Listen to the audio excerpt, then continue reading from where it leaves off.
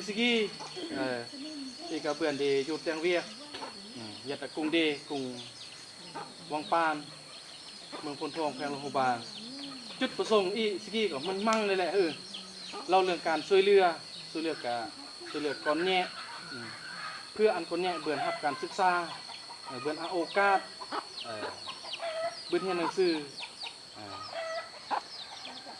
แล้วก็ช่วยเหลือยงมะประสนเดชช่วยเหลือในการวางแผนและเรื่องการแต่งเวียกแต่งงานเพื่ออันครอบครัวของเดเบอร์อามาอันครอบครัวเดเมื่อครอบครัวที่แข็งแรงในอนาคตซีอีก็เบือนโอกาสเวลาก็ยอ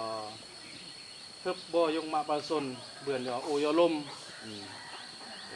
มาเดือนเติบเบิ่นมาเดือนเลยอีไปยอลมยอ3 เดือนไหน3-4 เดือนไหนเพราะว่าก็ไม่เดือน4เดือน3นี่อีกเวียกมากโพดเวียกมากก็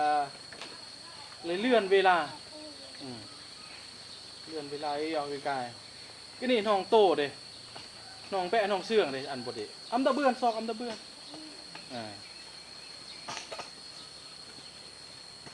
เราเรื่องแปะเรื่องโตกี่เรื่องแปะกับเรื่องเสื่องนะก็นี่อันเมื่อที่เงินใครไอ้น้องเที่ยวมือนะก่อนเสนอเยอะผู้จะจ่ายขโมยอันเดะเรื่องโตกันยัดกุ้งดอนเงินก็ด่าลอยเตะนอกประมาณ3-4 กว่าไปจะลอยแล้วเดี๋ยวนอกเกือบ30 โตเลยโดนเงินงูจำนวนมากกว่าได้ซอกยากคันพวกข้าซอกดอกอมเบื่อนอันนี้ลองจดเทียงมืออยู่ก็มือโตเลยมือเลี้ยง